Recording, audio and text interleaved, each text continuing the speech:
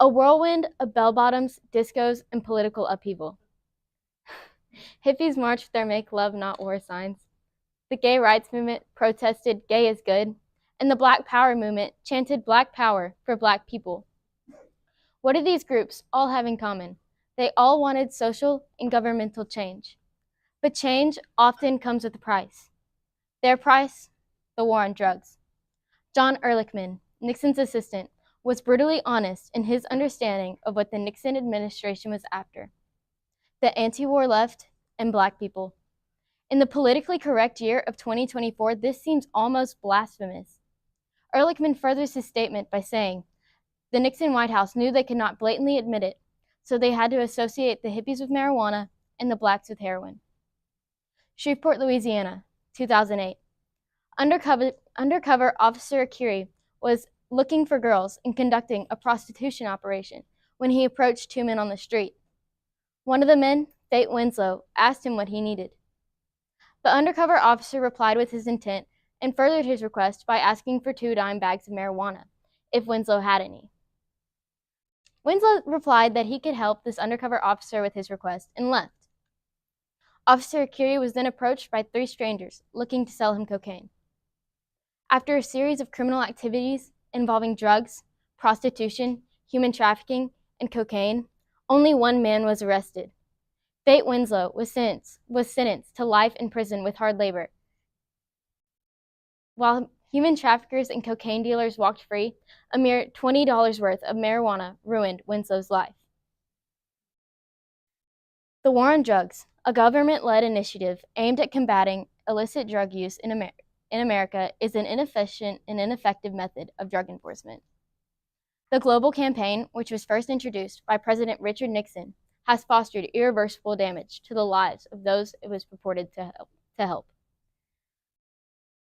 The ACLU comments on the American public's perception of war, stating that 63% of voters say that it should be seen as a criminal. 63% of voters say that drug abuse should be seen as a public health issue, while only 33% say that it should be seen as a criminal justice issue. 83% say that the so-called war on drugs has failed. This exceeds 80% amongst Democrats, Independents, and Republicans, a bipartisan agreement that this so-called war is not working. Between 1979 and 2019, there was reportedly 1 million over 1 million drug overdose deaths in the United States. Based on this data, drug overdose doubles approximately every 10.7 years. In 2022 alone, there was over 100,000 drug overdose deaths in America, a 50% increase from 2019. In addition, 44.4% of the United States federal prison population comes from drug-related offenses. And over the past 4 decades, the incidences of individuals convicted for drug-related offenses has surged by over 500%.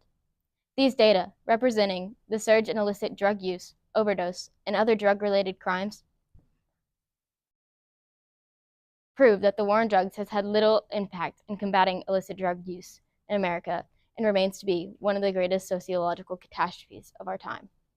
The story of Richard DeLisi is one example of how the war on drugs has had ineffectual consequences on those it claims to serve and protect. DeLisi was arrested in 1989 for helping to traffic more than 100 pounds of cannabis into the United States. DeLisi was given 90 years for his sentence, the longest sentence for a non-violent drug-related crime.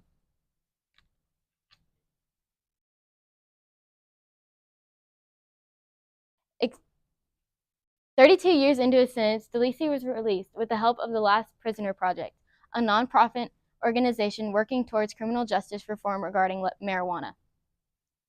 DeLisi is calling for the release of his fellow drug inmates who are also imprisoned for non-violent drug-related crimes. Excessive prison sentences, such as in the case of Mr. DeLisi, remain to be one of the primary reasons why our prisons are overcrowded today. Excessive sentences like Mr. DeLisi's are unfair and unjust. In Florida, where DeLisi was arrested and tried, the average sentence for a crime he committed is a minimum of 3 years and a max of 15, along with a $25,000 fine. And yet, DeLisi was given 90 years instead of a fair sentence. Brock Turner, a former Stanford University swimmer, was convicted of raping an intoxicated woman and walked away from jail after 3 months. Prosecutors intended to give him 6 years, but instead, the judge gave him 6 months. Turner violently assaulted a woman who could not defend herself and has only served 3 months in prison. DeLisi trafficked marijuana and served 32 years in prison. What does this say about the integrity of the United States justice system? Law enforcement is so focused on winning a non-existent war that it is willing to give nonviolent offenders excessively long sentences and yet, at the same time, let violent offenders off with just a slap on the wrist. The war on drugs has prevented true justice from being served to those who deserve it. Those who believe that mass incarceration is the solution to America's drug problem are placing their trust in a broken system. DeLisi states in an interview with Spin, you know what? I've seen a child molester get out and come back 3 times. 3 times, the same guy. And every time he came back for the same thing. Isn't that crazy? DeLisi's words speak volumes about the United States judiciary. Law enforcement is so obsessed with the idea of winning a non-existent war that it is willing to gives excessively long sentences to people who have not hurt others but themselves and lets people who have hurt children and others off with just a slap on the wrist. Okay. The war on drugs perpetuates a cycle of addiction across generations and persecutes addicts rather than providing them with rehabilitation and support. Does God not command us to love and take care of one another? Proverbs 31, 8-9 says, "Open your mouth for the speechless, in the cause of all who are appointed to die. Open your mouth, judge righteously, and plead the cause of the poor and needy." It is our duty as the children of God to speak up for those who cannot speak up for themselves. When we lose a battle in the war on drugs, we fail not only the drug addicts, but ourselves, our friends, our families, and our communities. When we allow an addict to go to jail instead of sending them to rehabilitation centers, we are enabling them to go on and commit more violent crimes in the future.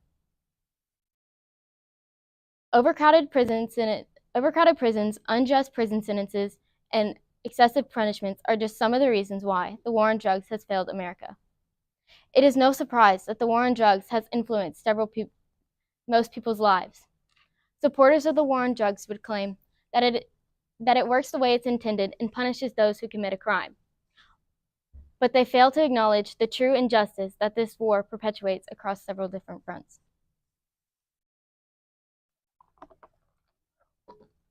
Charles Van Deventer, a former drug addict, reflects on his experiences in a Newsweek article. "I'm not exactly anybody's poster boy for the war on drugs. I've experienced very little hardship because of drugs. My friends have never died using drugs. I've never been to a prison or a 12-step program." Van Deventer recounts the times he would get high saying, "We'd spend what little disposable income we had on cocaine, Special K, and more. We'd dance for hours until dawn. We'd giggle until the sun rose. I can remember the rush of adrenaline when guys in down jackets would make eye contact with me and say, 'Hey, homeboy, what you need?'" Van Deventer claims he was not an addict, but was close. However, I would argue that he was an addict due to the type of drugs he took and their effect on the brain, the change in friendship circle that he describes, and his obvious paranoia.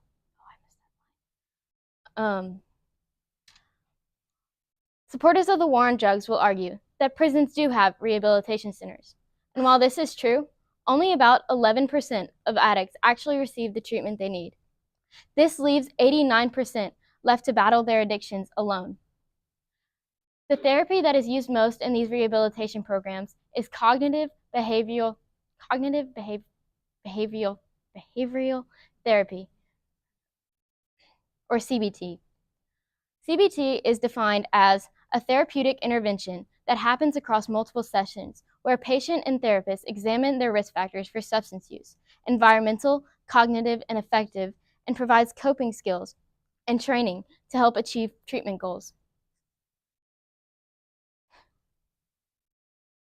The patient and therapist then work to develop an understanding between the relationships of their thoughts and behavior.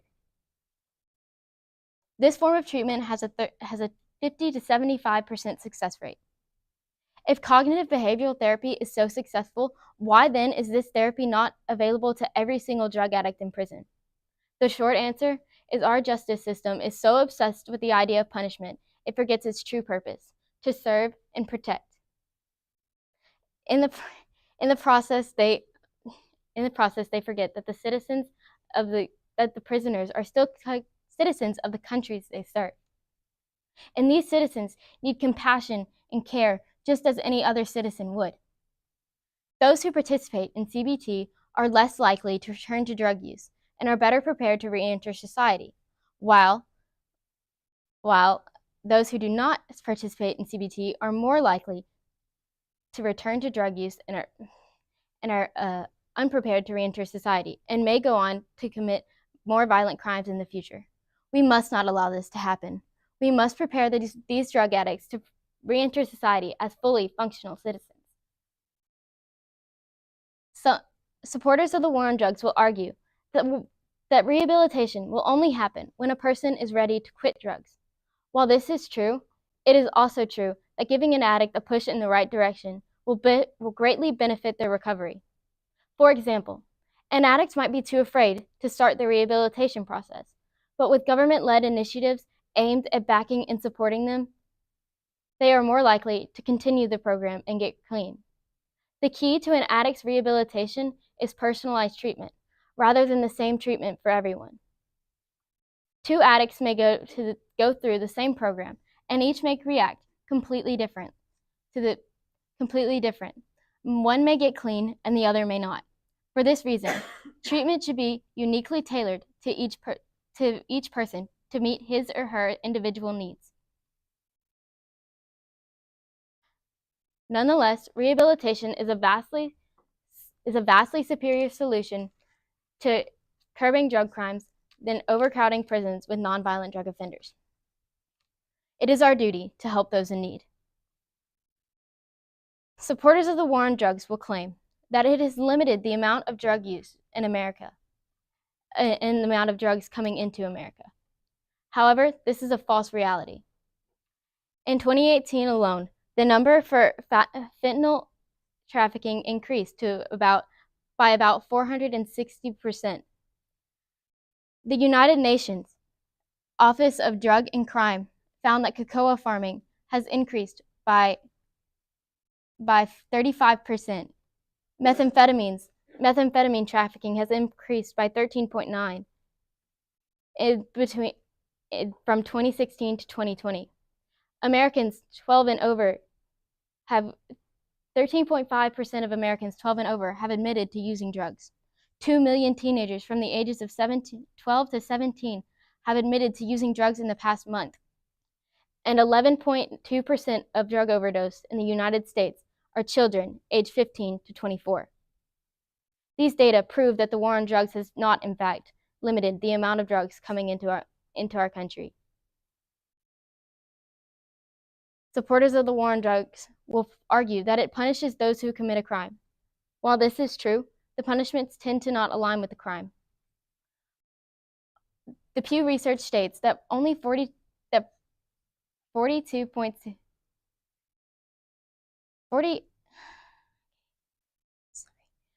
The Pew Research states that while the occasional drug kingpin is put behind bars, they only account for about 11% of the federal prison population, while over half of the prison population are lower-level drug offenders. 42.8% of these offenders have had no prior history, while 5.9% were career offenders. You cannot expect drug smuggling to stop if all you are focusing on are the buyers and not the sellers, instead of the ones heading the operation. Instead, turn your attention from the buyers to the sellers. In an ideal society, if no one sells, no one can buy. Unfortunately, cartels are like hydras. Cut off one head and another will take its place. While countless of agencies worldwide are trying to find a solution to this problem, including the DEA, there does not seem to be a permanent one anywhere in our near future. Supporters of the war on drugs will argue against the idea of law reform regarding marijuana. The phrase, do the crime, do the time, often comes to mind in these arguments. While I do agree that there should be some form of punishment for the illegal distribution of marijuana, it should not be excessive. The 90 years and the life sentence that Fate Winslow and Richard DeLisi received are ridiculous. There are far better ways to punish the nonviolent offender that does not drain our resources and rob the offender of years of his life with his family. Community service, for example, is one way that addicts can pay restitution, that nonviolent offenders can pay restitution to their cities and towns. Those who support the war on drugs are blindly and naively following a false narrative. The war on drugs is non-existent, and the idea of winning it is a false reality. To conclude, the war on drugs remains to be an inefficient and ineffective method of drug enforcement due to unjust prison sentences, mass incarceration, and a lack of resources for addicts in prison. The war on drugs is a non-existent struggle, and to this day, stays one of the greatest of American sociological catastrophes. Thank you. It's over. I'm done. I would now like to open the floor for questions. Yes. Wonderful job, Caitlyn. Thank you. And I love you. Thank you. First, does the government have a publicized aims or action items, sort of like fronts of the war on drugs, or goals for the war on drugs, or is it just a phrase? I feel like DARE would be like, the DARE program is one of the fronts. It's to like prevent children from getting into drugs, and as we can tell, that's definitely not working due to the 2 million teenagers that have used drugs in the past month. And I definitely do feel like it's like something that's thrown around a lot, but I don't feel like there's any there's no strategy to it. It's just something people say to try to, I don't know, like, yeah. One more. Have there been any efforts that you've researched to promote the separate facilities for violent and nonviolent drug offenders? The Last Prisoner Project. When I was researching Richard DeLisi story, I came across their website, and they are heavily into criminal justice reform for marijuana, and also like ecstasy and stuff, but I don't really agree with that. I understand it, marijuana, but I don't know about ecstasy. But also the Drug Policy Alliance, I think that's what they're called, DPA. Yeah, they're really into this rehabilitation rather than imprisonment for drug addicts. So that's what I found. Yes. So in your paper, you acknowledged and emphasized that the deaths from drug overdose, especially fentanyl and meth, has been kind of out of control the last 5 years or so. And yet you said your paper is the non-existent war on drugs. I'd like you to explain how those two things coexist. The non-existent war on drugs because it's not working. It's not working. Yes. I'm sorry, that sounded kind of like rude. I didn't mean to. So basically, I call it the non-existent war on drugs because based on this data, it's not working. And so therefore, if it's not working, is it really real? And also, I definitely feel like it was a more of a, I don't know, distraction from the Vietnam War and what Nixon was doing behind closed doors. There's quite a few really good articles on that. I can get to you if you were interested. Yeah, and I appreciate that. You did a good job explaining in your paper. Thank you. Incrimination has been a big problem, especially for African Americans, due to this. Yes. Do you mind kind of exploring a little bit further what you found while you were looking at this? Okay. So I don't remember exactly. I think it might have been the Sentencing Commission that I used. But I found that over half of the people arrested for drug use is people who are African American, and only less than 22% are white. And even though, and also with Ehrlichman, Nixon had a very rocky campaign, and so his main enemies were the black people and the anti-war left. And so he used the war on drugs to criminalize them, raid their homes, and just basically vilify them. I think it's in my paper, vilify them night after night on the evening news. And I think it was definitely to, I think it was just, and that hasn't changed.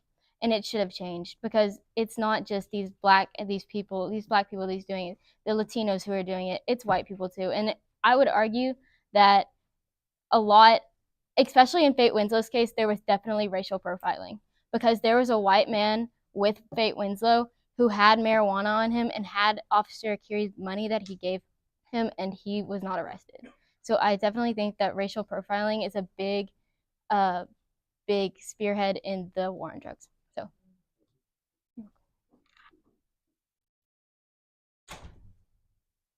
yes, Kate.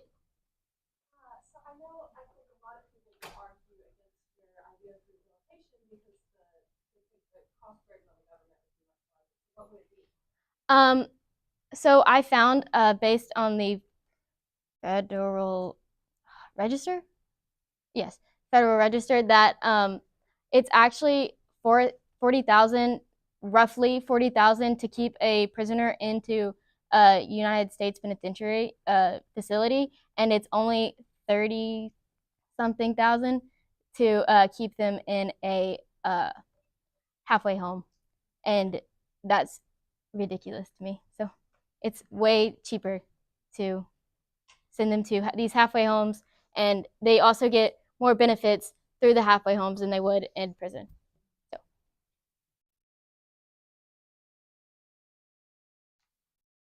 if there are no further questions, thank you for. Oh, okay. Sorry, I can't see you back there. So, alcohol Thanks. is technically a drug. Yes, it is. And the selling of alcohol is Yes. legal.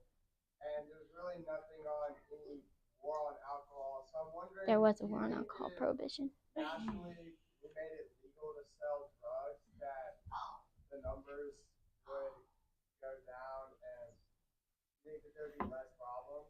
Okay, that's a very good question. There was a war on alcohol prohibition.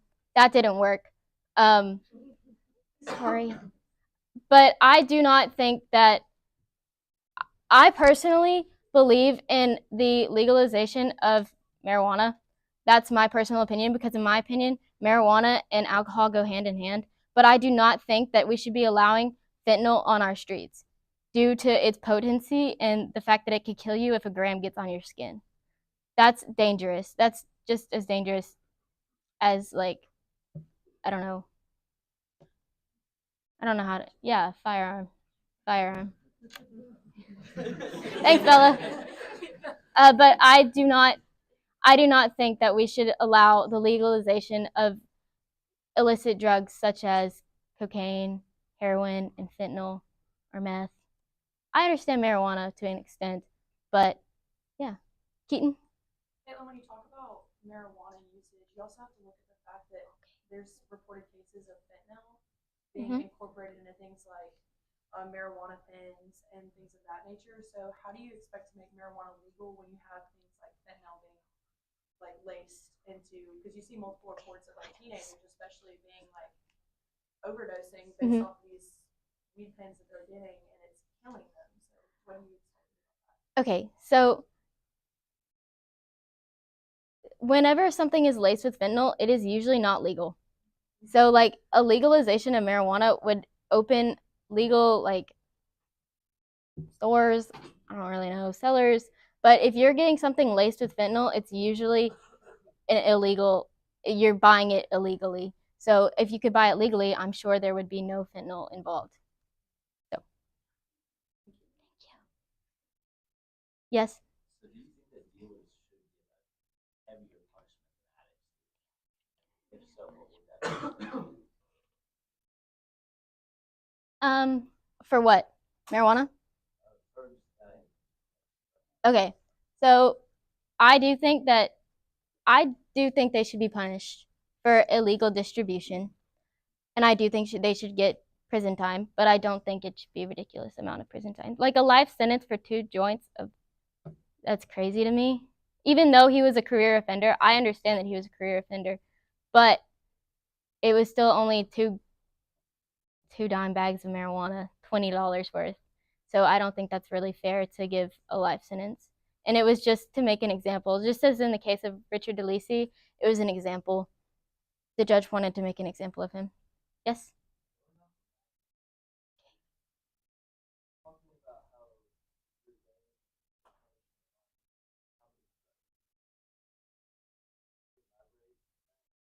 That's how they do it. Yes, that's how the U.S. justice system does it. You get sentenced based on the amount of drugs you have. Like if you're arrested and you have like a kilo in your car, you get charged for a kilo in your car. So that would be how it would be done, because I feel like that works pretty well. Yes. Thank you for your presentation. So you did a lot of referencing to the DeLisi situation, and I appreciate that. The thing I'm grappling with is, so I have a cousin who's a DEA officer in Chicago, and he regularly tells me about situations where they're, confiscating not just a kilo or two, but like 100 kilos or 200 kilos from a dealer. Yes. And I can't help but have a sense of like, I do think a severe punishment for those dealers is in order. And I guess my question is like, from your perception and from your research, like, what do you think we ought to do with those types of dealers, or should? Oh, yes, I believe that we should base the sentencing on how much, obviously, and what kind. So if it's like 100 kilos of fentanyl, I definitely think there should be a severe punishment for that, because fentanyl is what's killing teenagers and Americans every day, every minute.